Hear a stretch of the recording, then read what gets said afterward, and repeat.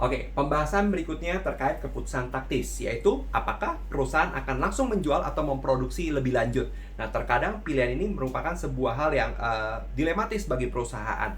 Ketika dia mau langsung menjual hasil produksinya, atau dia harus menambah sejumlah biaya untuk eh, mendapat manfaat lebih pada produk dan akhirnya menjual lebih mahal. Nah, di sini kita mengambil contoh pada soal 3 di halaman 97 dari buku yang sama, halaman 97 soal 3.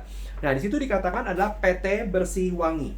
PT Bersih Wangi memproduksi sabun mandi cair.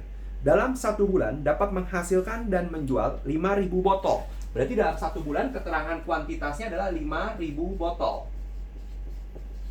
5.000 botol. Biaya yang dikeluarkan untuk memproduksi 1 botolnya adalah 24.000 dan dijual dengan harga 45.000. Jadi keterangannya adalah kuantitas 5.000 botol, di mana biaya atau cost-nya adalah 24.000, namun dapat dijual dengan pricing yaitu adalah sebesar 45.000.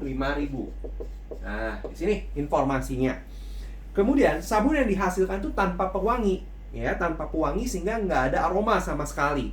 Nah, menyikapi kebutuhan pelanggan saat ini, maka PT Bersih Wangi berupaya memproses lebih lanjut, yaitu dengan memproses lebih lanjut di mana menambah aroma bunga.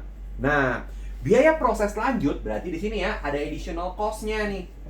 Additional cost-nya adalah untuk setiap 1 unit yaitu adalah 12.000 per botol. Nah, setelah diproses lebih lanjut, tentunya dapat dijual lebih mahal, yaitu dengan harga berapa?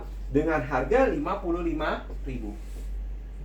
Nah, hal ini menjadi pertimbangan bagi perusahaan. Apakah perusahaan itu langsung menjual kondisi A, atau dia akan memproses lebih lanjut pada kondisi B, yaitu dengan menambah biaya 12.000 per botol dapat dijual dengan harga 55.000. Nah, analisis ini kita bisa melihat bahwa kalau pada tahap yang A, ketika perusahaan itu melakukan penjualan langsung, dia akan mengalami keuntungan ya, income.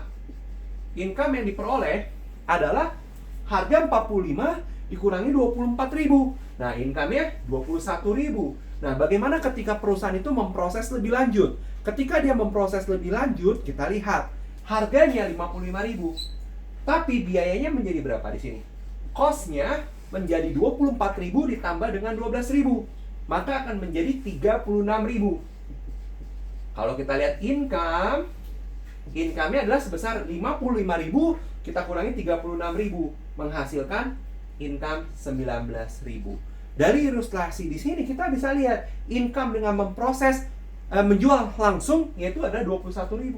Tetapi ketika dia diproses lebih lanjut, income-nya menjadi 19.000, mengalami penurunan income. Jadi dari ilustrasi ini dapat kita simpulkan bahwa perusahaan tidak perlu memproses lebih lanjut karena akan menurunkan income, tetapi langsung menjual pada titik split off-nya, pada titik produksinya. Nah, itu aspek finansial. Tetapi ketika bicara aspek non finansial, beda lagi pertimbangan perusahaan. Mungkin perusahaan bilang, ya udah untungnya lebih kecil, nggak apa-apa, saya harus proses lebih lanjut. Kenapa? Karena saat ini untuk fulfill demand market. Sehingga kalau kita dapat memenuhi keinginan atau kebutuhan market, mereka akan kenal brand kita, kenal produk kita. Maka dalam hal ini nggak ada masalah ketika kita untung lebih kecil, tetapi ada unsur advertising kepada market. Ada unsur apa? Edukasi produk kepada market kita. Nah, hal itu akan memberikan manfaat di masa yang akan datang. Nah, tentunya seru sekali ya ketika bicara keputusan taktis, kita tidak hanya berbicara pada aspek finansial, tetapi aspek non finansial juga sama dominan di dalam mempengaruhi keputusan dari perusahaan. Oke, kita akan lanjutkan kepada topik yang terakhir setelah ini ya, topik tentang aset replacement. Sekian untuk topik kali ini, yaitu terkait perusahaan itu akan memproduksi lebih lanjut atau menjual di titik split off-nya. Terima kasih.